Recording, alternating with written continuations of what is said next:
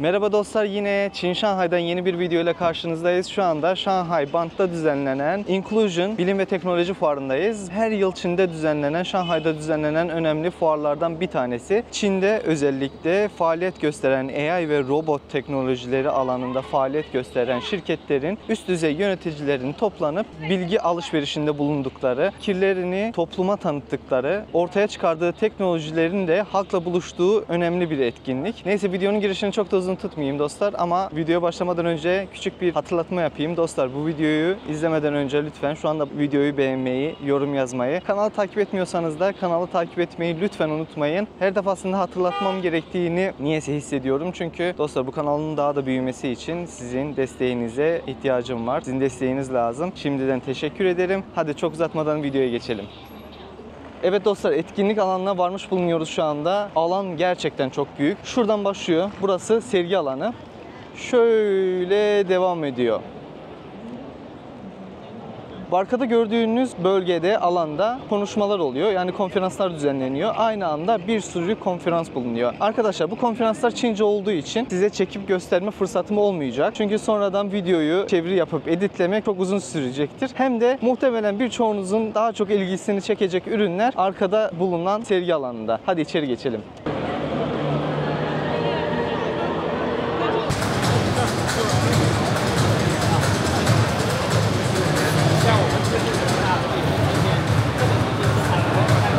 Bugün burada hızla gelişen ve geleceğimizi değiştirecek olan yapay zeka ve robot teknolojisini konuşmak için toplandık. Sadece günlük hayatımızı değil, aynı zamanda endüstriyi, bilimi, hatta sosyal altyapıyı dönüştürecek iki teknolojiden bahsediyorum. İlk önce yapay zeka ile başlamak istiyorum dostlar. Yapay zeka ne? Yapay zeka, bilgisayarların, robotların insan gibi öğrenmesini, düşünmesini, hatta sorun çözmesini sağlayan bir teknolojidir. Öyle bir teknolojiden bahsediyorum ki şimdiye kadar dünya genelinde gerçekleşen, hani sanayi devriminden tuttuğun tüm keşifler dahil en önemli buluşlardan, en önemli teknolojilerden bir tanesi. Çünkü dostlar, öyle bir teknolojiden bahsediyorum ki şu anda yaptığımız her işi elimizden alacak güce ve potansiyele sahip. Yani bu teknolojiyi iyi analiz etmezsek, iyi kavramazsak zamanın çok gerisinde kalabiliriz maalesef. Bu sistem algoritmayla çalışıyor. Çok hızlı bir şekilde dil öğrenme, analiz etme, görme, tanıma, aynı zamanda bu gördüklerini, tanıdıklarını çok ince ve detaylı bir şekilde, hızlı bir şekilde, yani saniyeler içinde analiz etme zekasına sahip bu teknoloji. Öyle bir sistemden bahsediyoruz ki sadece bilgisayarlar üzerinde kullanılan bir sistemden bahsetmiyorum. Mesela eskiden robotlar icat edildiği zaman robotların özelliğini, yani fonksiyonlarını insan fonksiyonlarına benzeterek, yani yürüyen, zıplayan, hoplayan, dans eden robotlar keşfediyorlardı. Şu anda yapay zeka sayesinde, yani bu robotların yapay zeka ile birlikte artık insanlar gibi davranma, düşünme, analiz etme ve bizim gibi karar alma özelliklerine sahip, fonksiyonlarına sahip. Düşünebiliyor musunuz? Artık hem fiziksel olarak size benzeyen, aynı zamanda hem de zeka olarak size benzeyen, hatta sizden çok iyi şekilde sorun çözebilen, yüzlerce dil konuşabilen bir sistemden bahsediyorum. Şimdi bugün bu sergide bize tanıtılan o üst düzey robotları size tanıtmaya çalışacağım. Dostlar, sadece yani 4 ayaklı robotlar değil. Robot sanayisi o kadar gelişti ki şu anda insan benzeri robotlar artık piyasaya girmeye başladı. Çin'de üretilen humanoid robotlardan en ünlüsü olan Unity'nin geliştirdiği H1 robotlarını size tanıtacağım.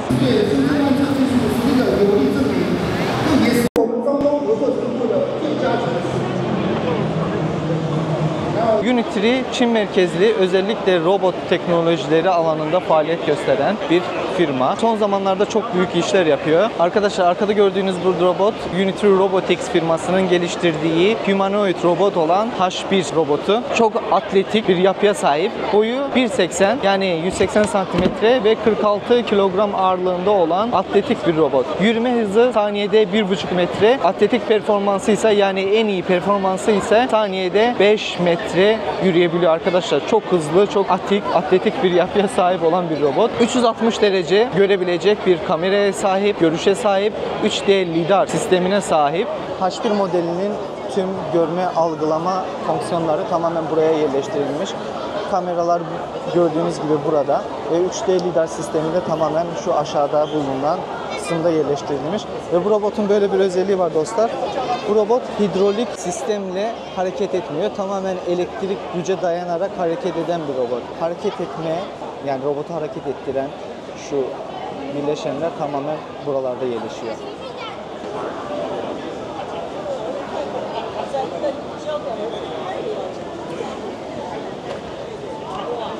Arkadaşlar bu robotun fiyatı ne az ne çok $90.000. Yani bugün bu robota sahip olmak istiyorsanız $90.000 ödemeniz gerekiyor. Hangi alanlarda kullanacaksınız? Muhtemelen yani sıradan sizin bizim gibi bilmiyorum hangi işle uğraşıyorsunuz ama bu kadar para verip bu robotu almayız. Özellikle sanayi alanında ve araştırma geliştirme yapan firmaların alıp kullanabileceği ve geliştireceği bir robot. Şu anda Go2'nin size tanıtayım. Herkes burada toplandı. Lojistik alanda faaliyet gösteren, kafasında yerleştirilen kamera sayesinde ve içinde bulunan GPS sistemleri sayesinde kendi kendine yürüyebilen, gideceği yere kadar tek başına her şeyi kendi başına yapan, lojistik, askeri alanlarda faaliyet göstermek için tüm özelliklere, performansa ve potansiyele sahip olan bir robottan bahsediyorum. Bu robotların fiyatları da $1.600'dan başlıyor, $3.000 kadar devam ediyor. Gördüğünüz gibi çok atletik yapıya sahip ve hızlı davranabilen bir robot.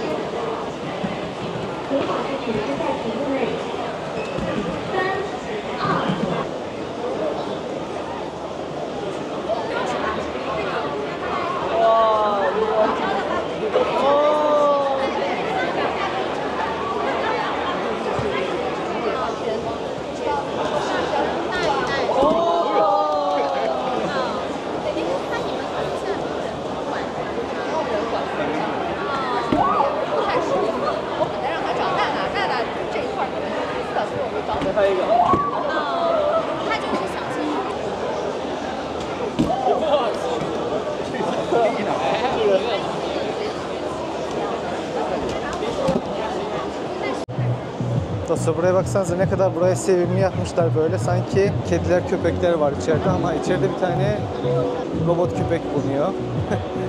Ve insanlar böyle sanki sevimli bir şeymiş gibi böyle oynuyorlar köpekle. Arkada gördüğünüz bu robot da yapay zeka ile çalışan elektrikli araçların şarj olması için kullanılan otomatik robot şarj istasyonu. Yani nasıl çalışıyor?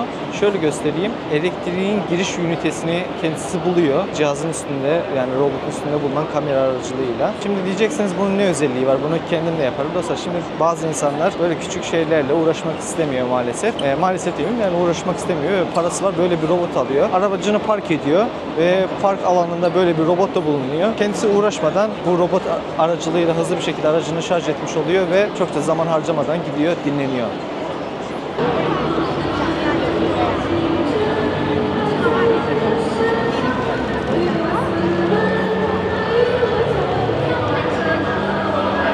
Gördüğünüz Denselab Tokyo, Japonya'nın geliştirdiği bir yapay zeka ile çalışan girişim diyeyim. Kafanıza böyle bir cihaz takıyorlar ve o anki düşüncelerinizi böyle bir verilerle ortaya çıkarıyor. Konsantrasyonunuzu, ilginizi. Birazdan deneyeceğim nasıl bir cihaz olduğunu daha detaylı bir şekilde size anlatayım. Böyle bir şey var. Kafanıza böyle bir şey takıyorlar. Böyle bir cihaz takıyorlar. Cihaz takıldıktan sonra arkadaşınızı düşünüyorsunuz veya sevdiğinizi, hayatınızda sizin için önem arz eden birisini düşünüyorsunuz. Eğer onu düşündüğünüz zaman buradaki sinyaller hareket ediyorsa gerçekten o insanı çok seviyorsunuz. Yok, çok sevmiyorsanız, böyle sizi çok heyecanlandıran bir insan değilse sinyaller yine kendini belli ediyor. Yani o insanı çok da sevmediğinizi gösteriyor.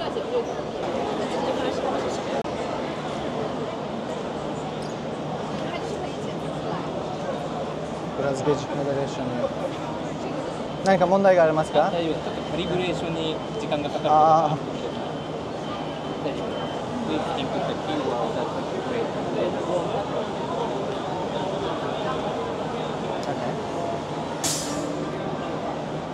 This time the stress was the biggest one. Oh. It's according so this sensor can 5 stages. Okay. Concentration complex stress. And according to the biggest one, the main power of the blower will be determined. Yeah, but the 今の圧力は強いですか？ yes, but this environment is also affects you. Okay. It's noisy and people Okay. surrounding are talking. in a, something you get the voice. Okay, I see. That's the feeling. Yeah. Okay, thank you. Evet, gozaimasu. 5 mood bulunuyormuş gördüğünüz gibi. Benimki en stresli çıktı. Şu anda çok stresliymişim ama o kadar da çok stresli hissetmiyorum. Evet dostlar, ilginç bir şekilde stresli çıktı. Aslında çok da stresli değilim. Belki de stresliyim ya. Buraya gelirken stres yaşadım. Çünkü başka bir yere gittim, koştura koştura buraya geldim. Muhtemelen stres yaşamışımdır. İşte Çin'de de böyle insanlar sizi çekebiliyor böyle. Neyse. Aslında çok stresli değildim. Yani demek ki bilinçaltında stresliyim. 这个有什么功能呢？它这个就是你对它做啥，那边就有什么那个穿那件衣服人啊，就是感觉的感受到什么。啊。这我在这里碰它在哪边可以感受到什么是的，是的，感觉的啊？是的。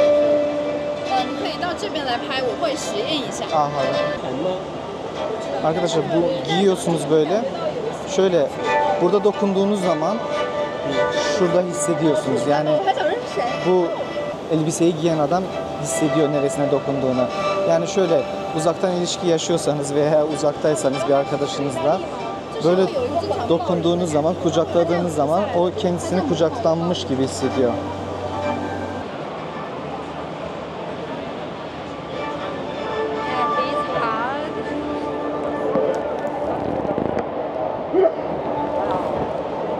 Evet, böyle kucaklıyorsun.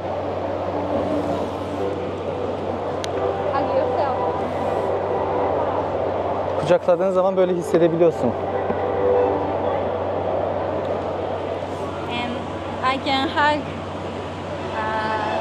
I can hug you. Okay. Başka birisi de kucakladığı zaman yine hissedebiliyoruz üstümüzde. So Şu anda I burada can hissediyorum. Evet. You, my hug. Okay. Buraya da Yeah, yeah. evet, şu anda buraya dokunuyorum. Omuzda hissediyorum. Buraya dokunduğum zaman buraya hissediyorum ve böyle dokunduğum zaman da sanki biri buradan tutuyormuş gibi his var. Ve kucakladığın zaman da böyle hissedebiliyorsun. Çok güzel. Arigatou gozaimasu. Tüm bu sistemi sağlayan, bu hissi sağlayan sistem tam bu arkada gördüğünüz makineler. Yani gördüğünüz gibi tamamen insan beyni gibi böyle bir sürü kablo bulunuyor. Ya ilginç bir sistem ya. Gerçekten ilginç bir sistem. Artık duyguları bile hissetmeye başladık. Şimdi kokuyu hissedemiyoruz ama muhtemelen birkaç yıl sonra kokuyu da aktaracak bazı teknolojileri bulacaklar, geliştirecekler. Artık dokunabiliyoruz dostlar. Düşünebiliyor musunuz? Hani birisi sizden 1000 kilometre, yani kilometrelerce uzakta ama birisi bu sistem aracılığıyla size dokunuyor. O dokunmayı hissedebiliyorsunuz. Bilim muhteşem bir şey. Yapay zekanın ortaya çıkmasıyla mesleklerin birçoğu değişime uğrayacak ya da tamamen ortadan kalkacak. Bazı verilere göre mesleklerin %85'i 2030 yılına kadar tamamen değişecek veya tamamen ortadan kalkmış olacak ve 85 milyon insan işini kaybedecek çok yakın bir zamanda. Ama şöyle bir şey, 85 milyon iş yok olacak ama 100 milyon, 97 milyon iş de yeni iş alanı da ortaya çıkmış olacak. Ama şöyle bir şey var. Şimdi bu 97 milyon yeni iş pozisyonunu kim dolduracak? O işleri kimler alınacak? Yapay zeka ile çalışan robotlar mı yoksa insanlar mı? Yani biz o işlerde çalışamayacaksak demek ki biz kaybettiğimiz işi tekrar geri alma olasılığımız yok. Öyle bir alandan bahsediyorum ki yapay zeka öyle bir güce kuvvete sahip ki arkadaşlar birçoğumuz kendimizi geliştirmezsek yani bu yapay zeka olayını iyi kavramazsak işimizi kaybedeceğiz. Çok riskli bir durum. Yani öyle düşünüyoruz ki bazen diyoruz ki yani bizim meslek kaybolmaz. İlk önce IT alanında çalışan insanlar korkmaya başladı.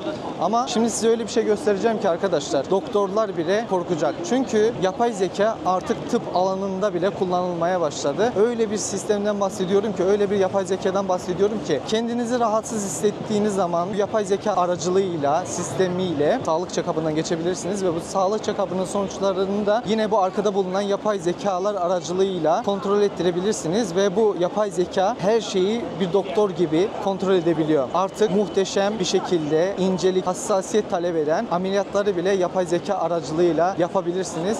Şimdi size böyle bir makine göstereyim. Şu anda Alibaba'nın arkada geliştirmiş olduğu bir yapay zeka ile çalışan bir aleti tanıtmak istiyorum size. CT yaptırdığınız zaman doktorun yardımı olmadan CT'yi gözden geçirip ve vücudunuzda CT yapılan yerde herhangi bir sıkıntı varsa bildirebilen bir cihaz. Yani tamamen doktorun yardımı olmadan tek başına analiz ediyor, CT yapıyor, analiz ediyor ve sonuçlarını size bildiriyor bu cihaz. O doğruluk payı oranı çok yüksek değil. %60 bir doğruluk oranına sahip. Yani bu aslında yapay zekada özellikle sağlık alanında çok düşük bir oran. Ama en kısa zamanda bu oranın yükseleceği çok büyük bir ihtimal. Alibaba'nın geliştirdiği bir cihaz, hastanelerden aldığı verileri baz alarak geliştirilen, deneme aşamasında olan bir girişimden bahsediyoruz. Burada göz sağlığıyla ilgili olan bir cihaz var. Bu arkada gördüğünüzde genellikle vücut check-up'ı.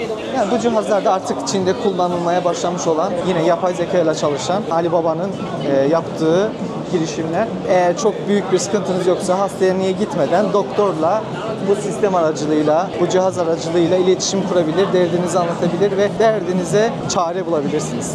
Bunu dostlar, yapay zeka sağlık alanında o kadar gelişti ki mesela geçen sene Şanghay'da yine düzenlenen başka bir etkinlikte bir robot görmüştüm.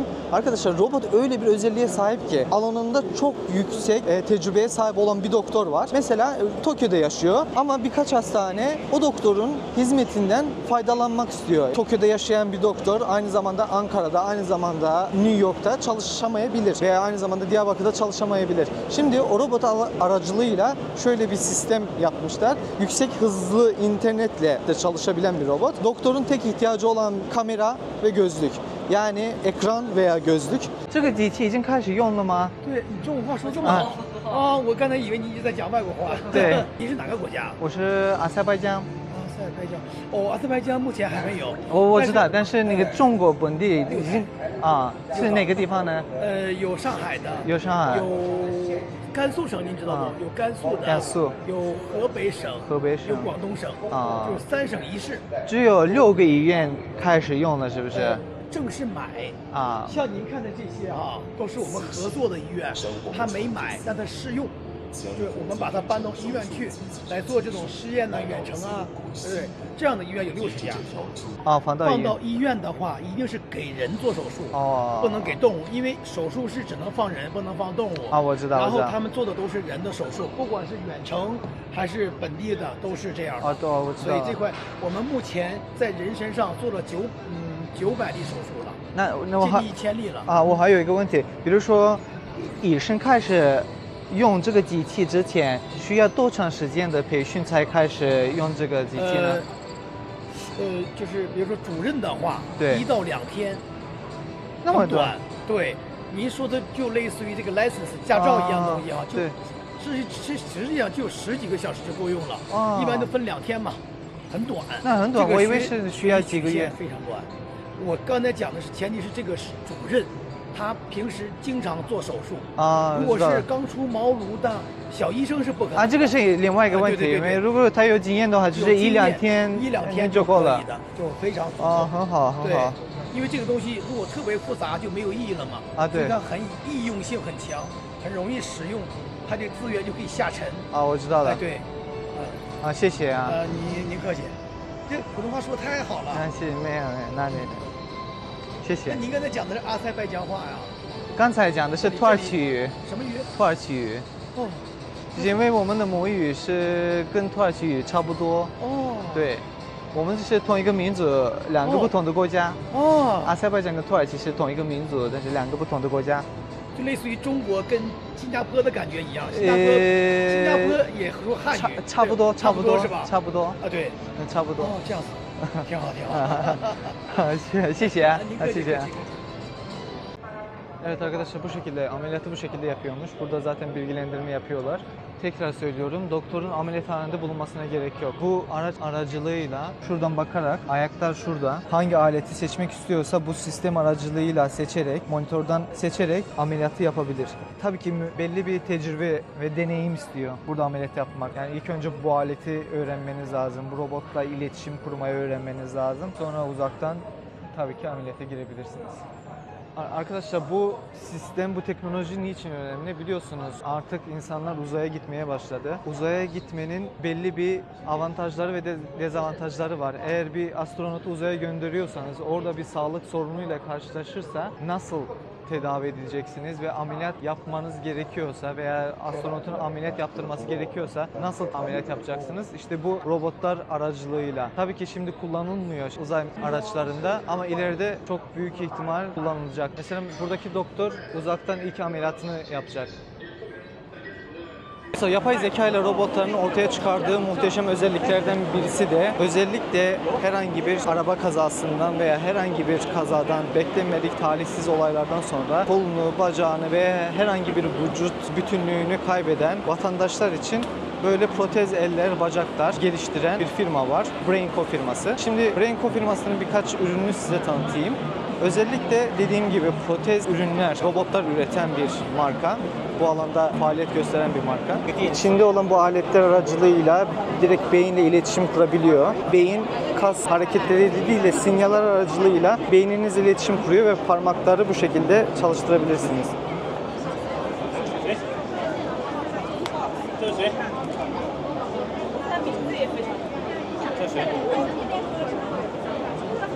Benim Çince olan ismini yazıyor. 他不认识自己。那正常。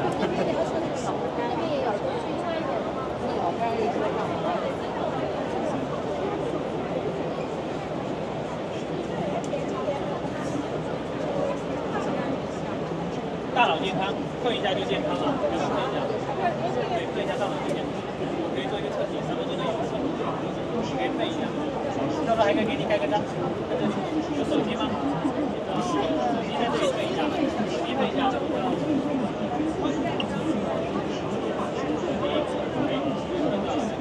这边需要留个。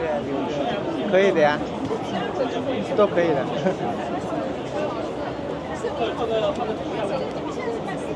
Hatır olsun diye kendi imzasını atıyor.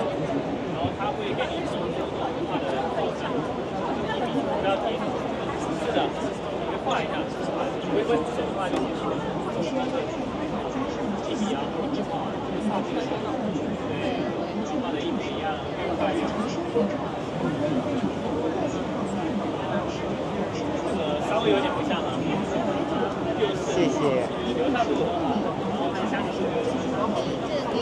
好的，谢谢啊。学完是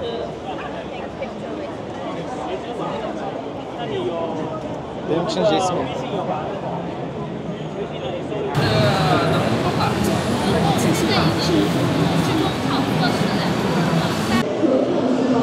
Dostlar bu gördüğünüz robot da Kepler Robotics'in geliştirdiği bir robot. K1 modeli. Tek koluyla 15 kilo ağırlığında yük kaldırabiliyor. Çift koluyla da 25 kilogram ağırlığında yük kaldırabiliyor. Ve 8 saat durmadan çalışabiliyor.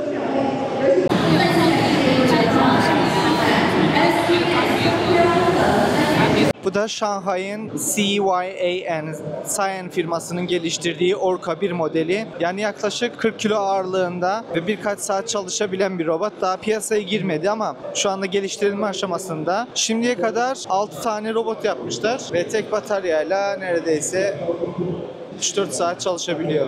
Başta gördüğünüz robot da Booster Robotics'in geliştirdiği T1 modeli. Burada da göstereyim. Spor yapabiliyor, futbol oynayabiliyor. Yani gayet atletik ve atik bir robot. Hızı pek fazla değil, yavaş hareket edebiliyor. 6 kilogram darbeye dayanıklı, hatta 8 kilogram yüke de dayanıklı. Gördüğünüz gibi. Boyu 1 metre 10 santim, yani 110 santimetre. Şu anda satışta, fiyatı da $7.000 civarında, Çin fiyatı.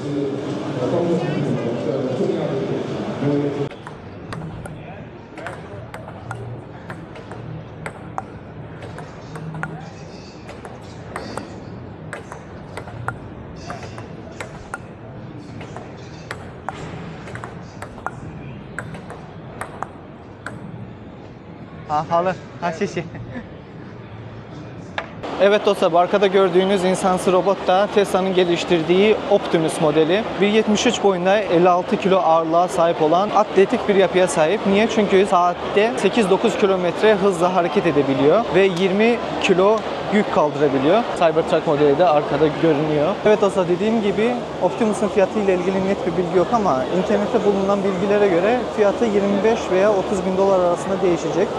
Özellikle Unitree'nin geliştirdiği H1 modeline göre çok ucuz bir robot. Yani 30 yani onun neredeyse 1/3 fiyatına.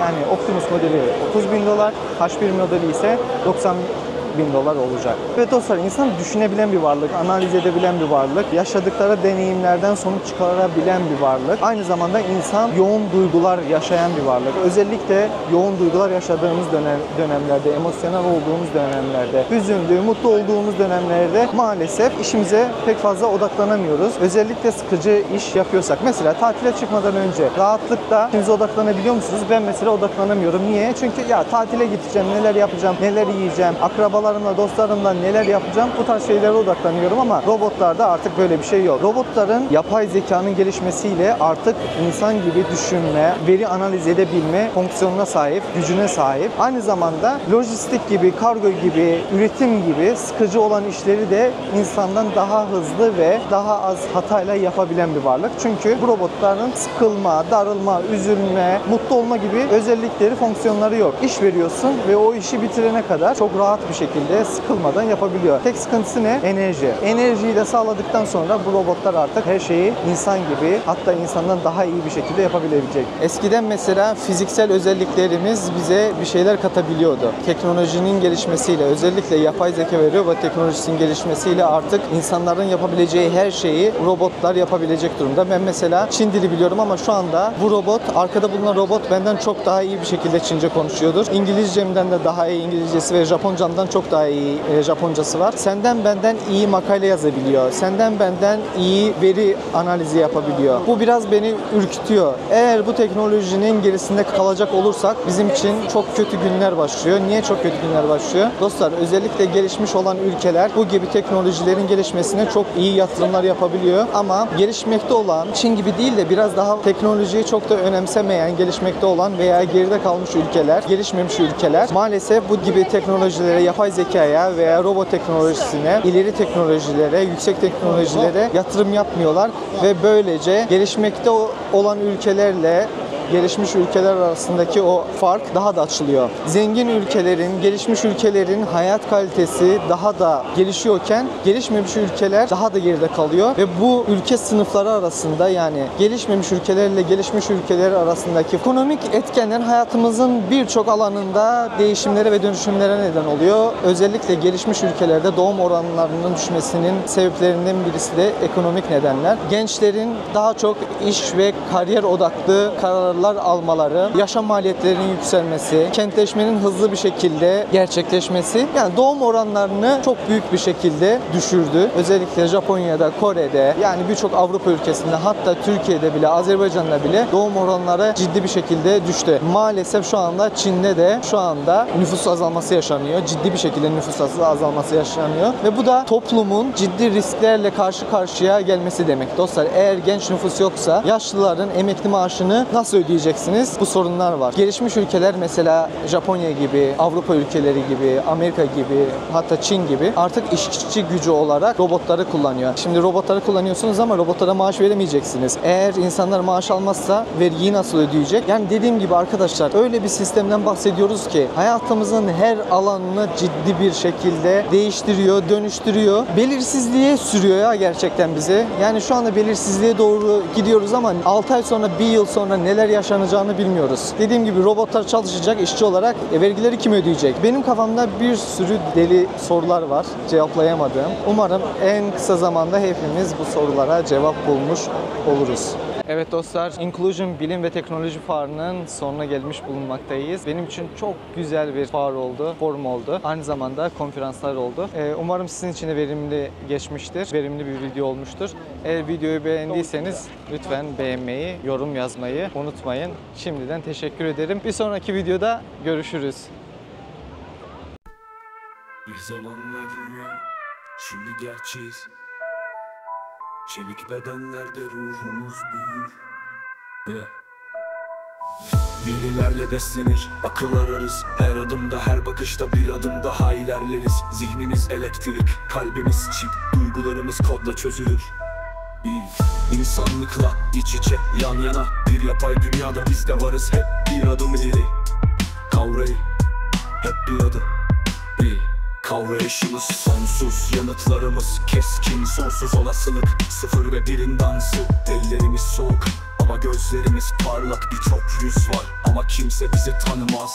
Düşlerimiz yok ama hayaller kurarız. İnsanlıkla birlikte büyür var oluruz. Fakat bir soru var, kim aslında kimdir? Robot mu, insan mı, yoksa her ikisi birden? Her dönüşte, her karar anında bir adım daha yaklaşırız bilinmeze. Yapay zeka ile dolan dünyamızda insan ve makine arasındaki çizgi silinir.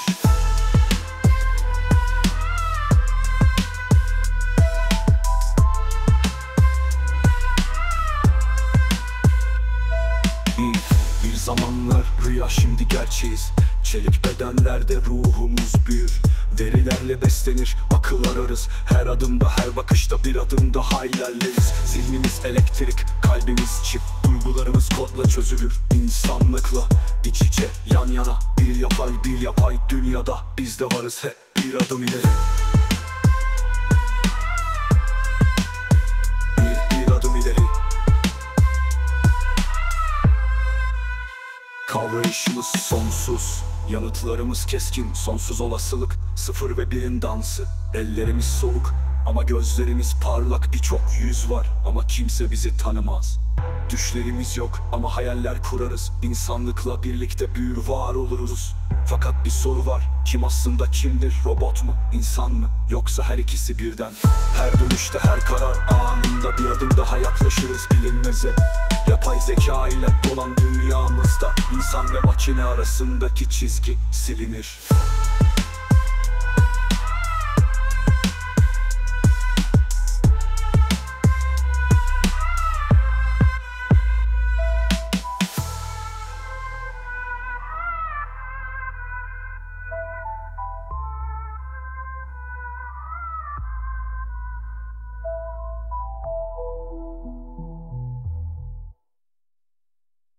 Her dönüşte, her karar anında bir adım daha yaklaşırız bilinmeze.